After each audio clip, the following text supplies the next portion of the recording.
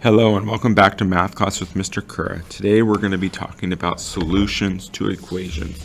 What that means is when we're solving an equation, there's three different types of answers that we can get. We can get one solution, which is when you first learn to solve equations, that's what you've been getting. When you get x equals 5, x equals 2, x equals 0, any one number, that's called one solution. You can also get something that's called no solution. You can also get something that's infinite solutions. So there are three different types of solutions or answers that you can get when solving equations. So let's go through here.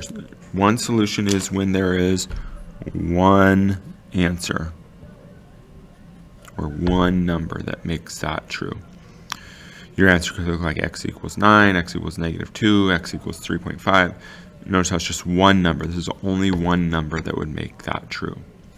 So let's go through this and solve this and see what a one solution equation would look like. Draw my line down here.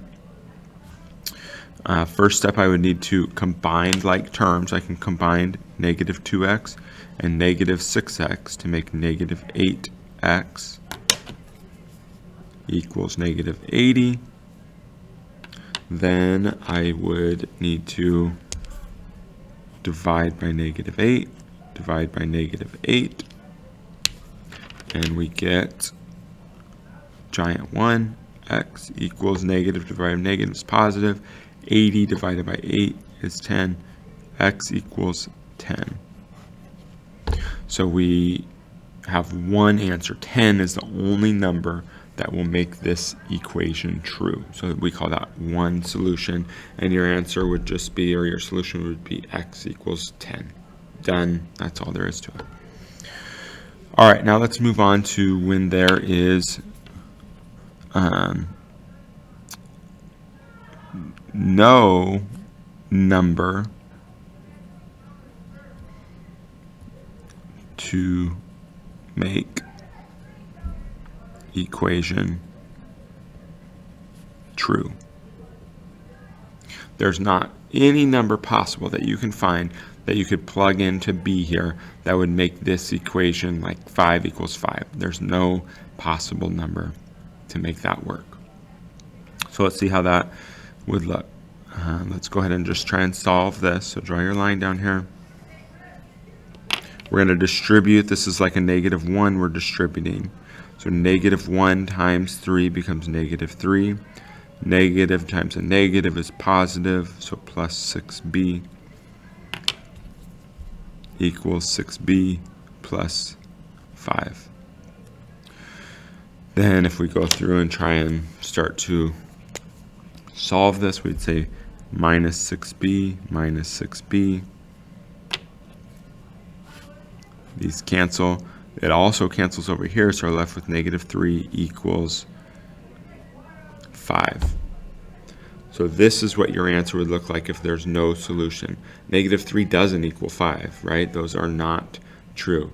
Anything that's not true like this, you got 0 equals 5, 0 equals negative 3, 10 equals 100, whatever. Anything that's not true like this and you solve this, then your solution is you would write no solution.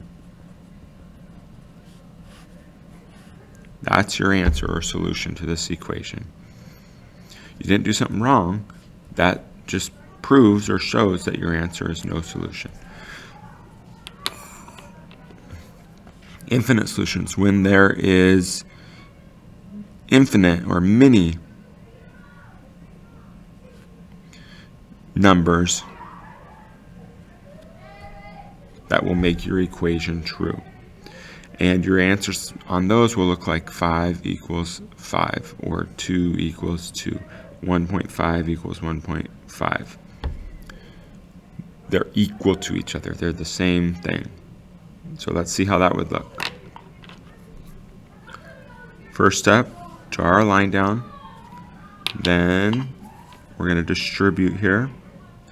If we distribute, this is 4k minus 32.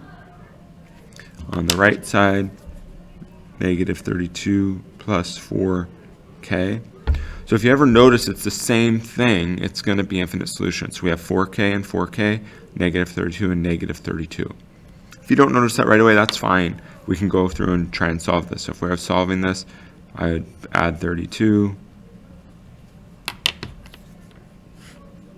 Those cancel. Negative 32 and positive 32 are 0, so those cancel. I'm left with 4k equals 4k. So once again, if you notice it's the same exact thing on both sides, you know it's infinite solutions. If you don't, that's fine. Maybe do minus 4k, minus 4k. Well, those cancel, so you're left with 0 equals 0. So when you get that, your answer is infinite solutions.